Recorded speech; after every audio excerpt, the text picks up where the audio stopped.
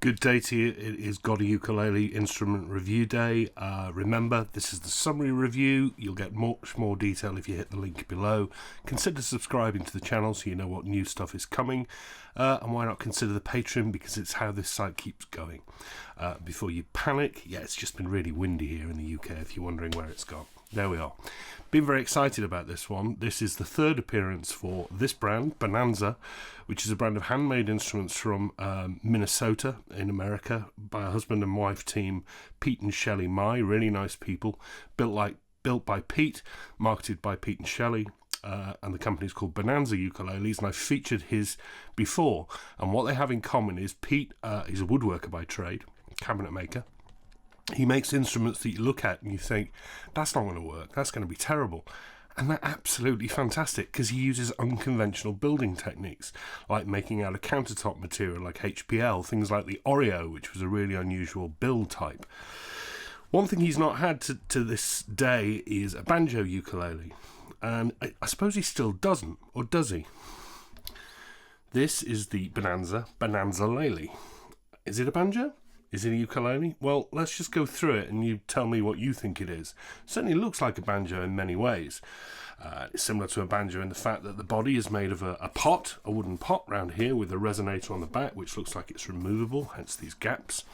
Just like a banjo, and that's made of black walnut with an aspen stripe, and like most Bonanza ukuleles you get a choice of wood, so he can work with you on that. But unlike a banjo, we don't have tension rods and we don't have a drum skin on the top. This isn't a skin.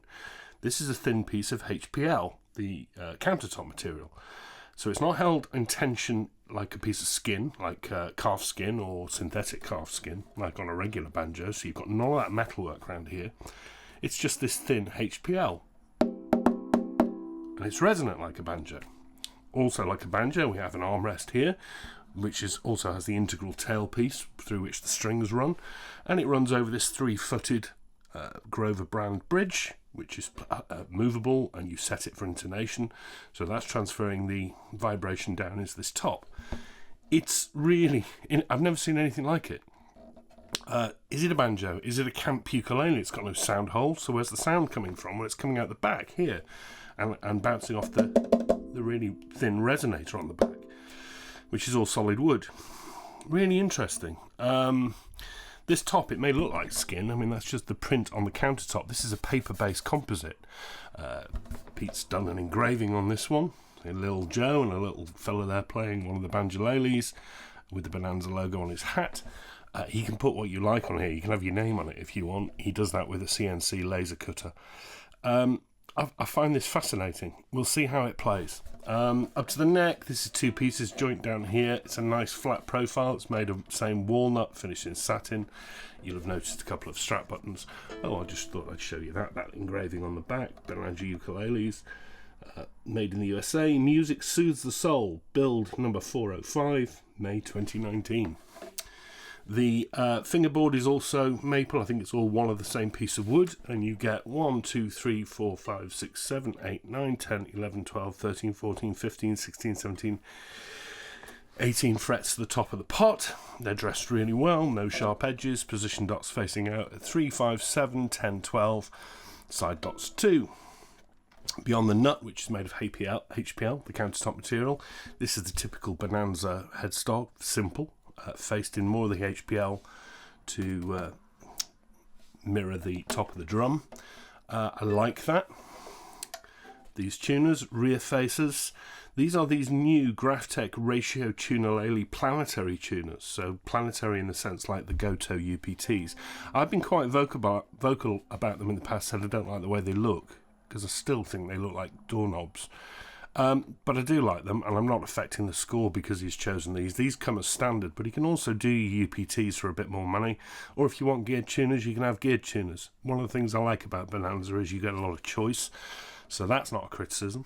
Aquila strings, you also get the option of this really nice hard case to fit it, because it's an unusual shape. That's $55, which is reasonable.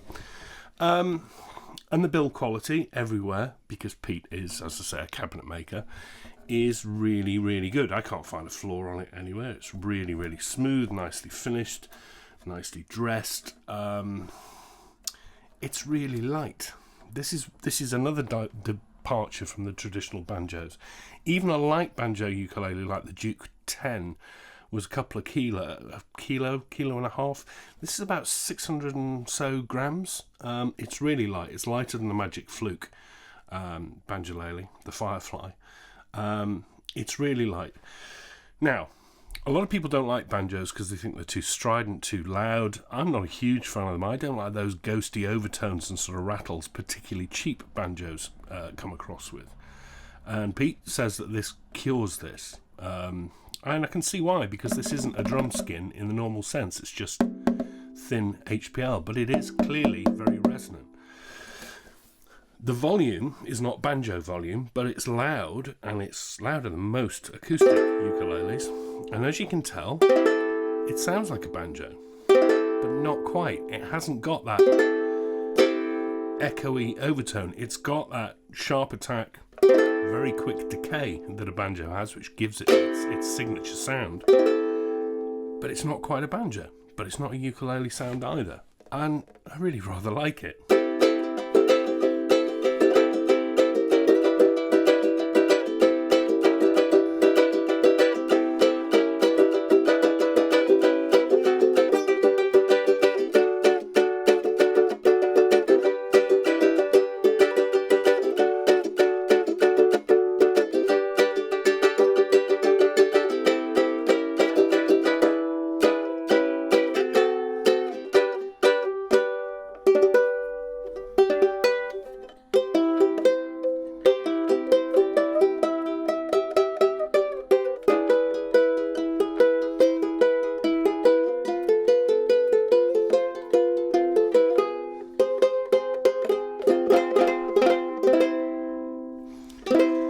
I didn't tell you the price, did I? Standard spec, $329. That's also a very good price for a half-decent banjo, even though it isn't a banjo. Or is it a camp ukulele, because it's a round one? I think it's closer to banjo than anything else, but it's not banjo in the normal sense. And it's really light, it's really playable, it's really comfortable, it's really well made. I think it's probably... Will it annoy the real traditional banjo heads? Probably. I don't really care. I think it will really appeal to those ukulele players who want a banjo sound that don't want the heaviness and the uncomfortable nature of a banjo, sort of a part-time banjo, because it sounds kind of like a banjo, but it isn't a banjo. It's really light and comfortable. You can play this one-handed. No strap. So I think there's a real market for it. Gets a good score, Pete.